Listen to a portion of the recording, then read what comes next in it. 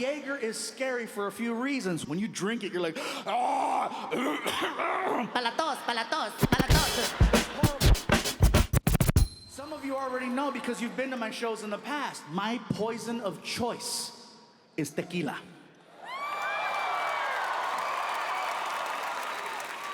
Certain alcohol I no longer mess with anymore. Like I no longer mess with Jaeger.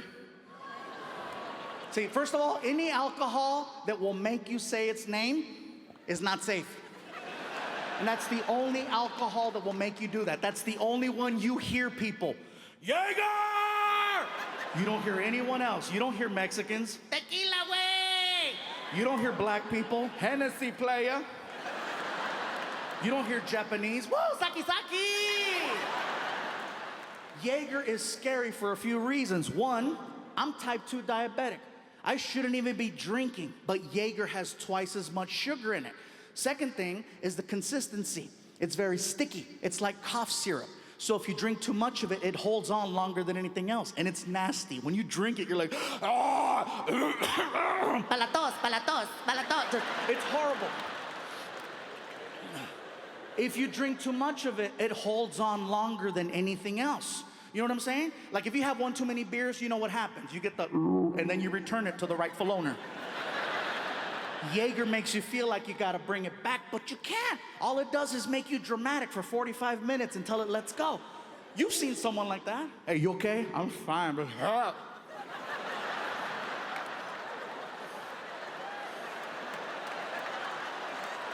they can't throw up. All they're doing is 6-minute abs.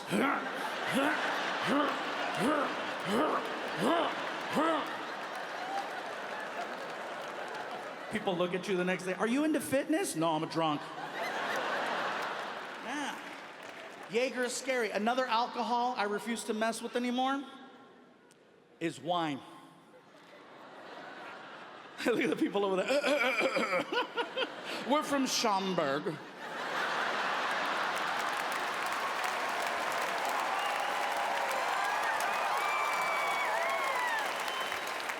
For those of you that don't know, Schaumburg is the kind of the Beverly Hills of the area, so I'm sure you figured that one out by now. My issue with wine is very simple.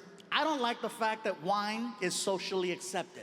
And what I mean by that is that if you see someone with a bottle of wine, if you see a guy crossing the street with a bottle of wine, immediately he's judged, but in a positive way. Because wine is always associated with something high class, something positive, something progressive, an anniversary, a celebration, a promotion. So you try to figure it out. Hey, what do you think is going on over there? Graduation? Promotion? It's gotta be good. Hey, good for you, buddy! Women see a man with a bottle of wine holding a couple of glasses and immediately, aww, Lucky bitch. it's still alcohol. It will still mess you up. The main reason why I don't like wine is because you cannot accurately measure wine. You can measure real liquor, it's called a shot. And you know after drinking enough times what you can handle and what you can't handle. Because people who drink a lot love to brag about their drinking abilities. They have their drinking number, right? They have their drinking number. You'll hear them, 11 shots of Don Julio. Woo, yeah! They have their drinking number, even women. After 4 shots of Cuervo, I am so good. 4 shots is my sweet spot. What happens if you do 5? I'll wake up in an alley. What happens if you do 6? That's how I met Tyrone.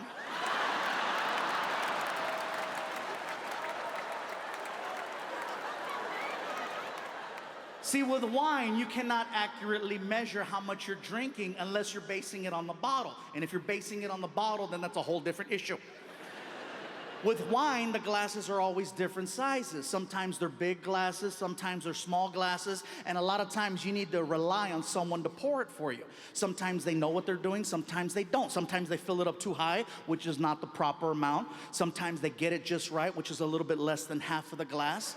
Sometimes you get that greedy bastard from Olive Garden. You know what I'm talking about? Where you get that little sample, and then you have to hold it up in direct sunlight and do this. And then you drink it, and you're like, that's pretty good. I got a coupon for that. Here you go. And you never see wine drinkers drinking with real drinkers in dive bars. You might see them at a social gathering like this one or some corporate function, but never at a little hole in the wall. You'll never see Jaeger! Tequila way! And in the middle, Mellow, I say. Oh, this is a fantastic establishment. I truly enjoy the decor here. This is amazing. This is brilliant, I tell you. Who cuts your grass? It's fantastic. I had to watch my girls for 9 days by myself. Oh. You ever watch your kids by yourself for an extended period of time, and then 2 days in, you start really clearly seeing both sides of the abortion debate? You're like, oh. I think you should be able to kill them up to 9th grade.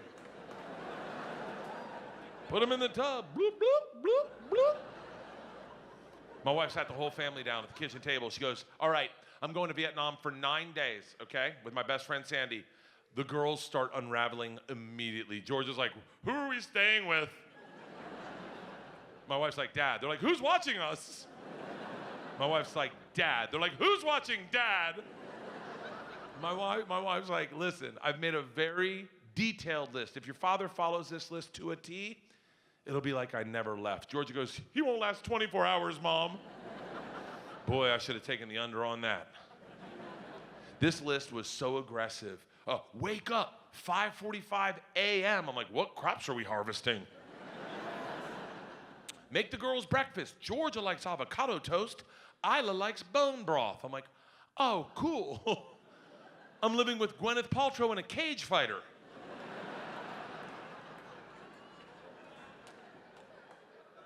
Breakfast should be over by 6 a.m. Send their girls to the room to get dressed. Check on Isla 6:05. She'll be asleep in her closet.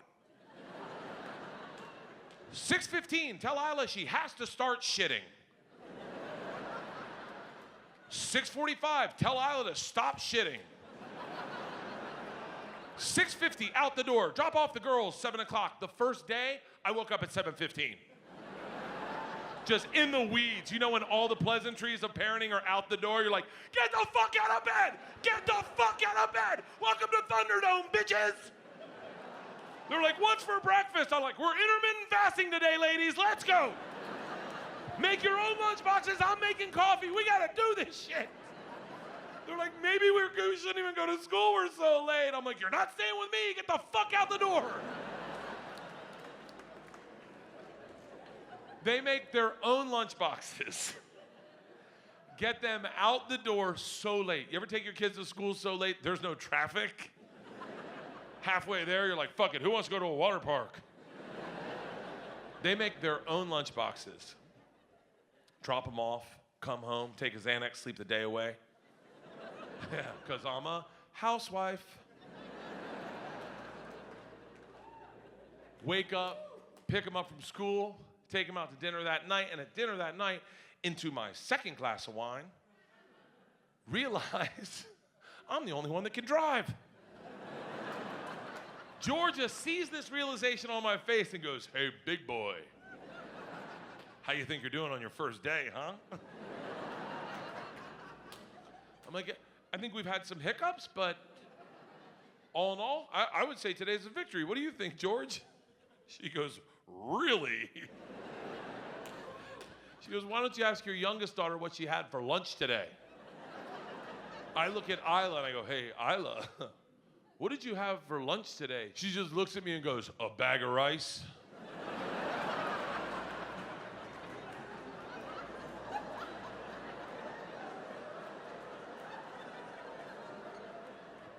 I go, and she goes, a bag of rice. Georgia's like, Dad, she packed a lunch like she was working on the railroads. She didn't even bring a fork, Dad. I go, you didn't bring a fork? Baby, didn't you feel like your lunch was missing something? She goes, yeah, soy sauce. This idiot grabbed a microwavable Uncle Ben's bag of rice, threw it in the microwave for 2 extra minutes so it would be hot at lunch.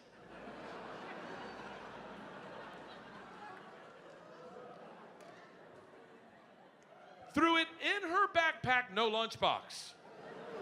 It exploded in her backpack. She ate it out of her backpack with her hand like a fucking orangutan.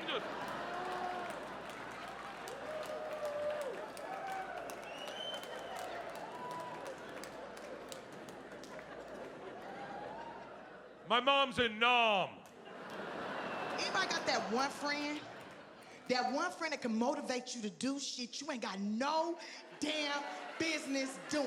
That friend that can make you move into doing things you know you gonna go to jail for. You ever see that movie Pinocchio? And remember when Pinocchio was trying to go to school? He's trying to be a good boy, just a good little boy. And then his friend came up and said, let's go to Fun Island. It's gonna be so cool. Yeah, let's go. And then he's like, yeah, we go. And then they turn into fucking donkeys. They turn into jackasses. That's what the fuck happened to me. My friend called and she like, Tiffany, come on, let's go out. I'm like, nah, girl, I gotta go to bed. She's like, Tiffany, have you celebrated this year? I was like, what do you mean have I celebrated? Did you celebrate? Celebrate what, bitch? What are you talking about? Tiffany, you was the very first African-American female stand-up comedian to host SNL, and you won an Emmy for that. You won an Emmy for it. Did you celebrate? Did you celebrate, Tiffany? I said, no, I went to my next job trying to get an Emmy for that motherfucker. She said, okay. But you was in a movie with Kevin Hart, and it made over $100 million. You was in a movie, you made over $100 million. Did you go out and celebrate that, Tiffany? I said, no, what? You know what? Yes, I did. I celebrated by cashing that check from that movie that made $100 million. That was my celebration. Thank you. Check cash. She said, but Tiffany, when you were 16, you could not read. You learned how to read. And then you wrote a book, and it came out, and it was on the New York's bestseller list. You did audio book, and that was on the New York bestsellers list. And you got nominated for a Grammy for reading out loud, bitch. Did you celebrate? Did you celebrate getting a Grammy for reading out loud? Do you know how inspiring that is to people that hate reading? Bitch, there's people out here who can't sing that can read. Now they finna be reading to get Grammys. I said, girl, nah, I'm not working on my Hooked on Phonics program so I could write a better book that's more eloquent. She said, Tiffany, it's gonna be a gang of dick in the club. I said, well, shit, you should have said that shit in the first place. I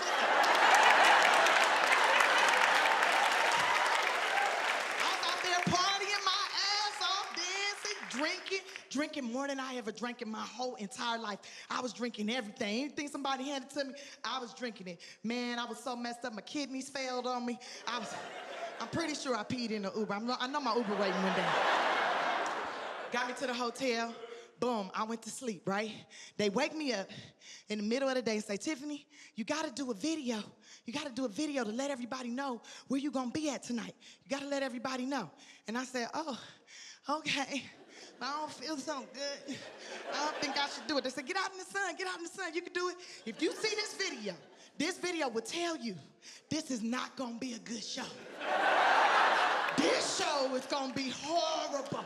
I didn't know where the fuck I was gonna be performing at. It was bad. It was another bad choice. It's a bad idea. Just look. What up, y'all? I ain't gonna lie to you. I've been out here in Miami since yesterday night or early this morning, and I partied all night. I can't open my eyes, y'all. Not tonight. I partied all morning. I went to bed at 7. It's whatever time it is right now, I'm up. I'm ready to do this show tonight. Now, New Year's Eve. I'm about to party. I'm about to party some more. Who coming to party with me? Who coming to ring in the New Year with me? You get the James. I don't know the name of the place. I forget the name of the theater. Go to my website, tiffanyadams.com, you can find out where it's at. You tell my breath It's the stank. James L. Knight Center Theater. James L. Theater Center Night. Ciroc is still in my system. The party's real. The party's gonna be so lit. Get your tickets, tiffanyhaddish.com. New Year's Eve, let's go. Yay!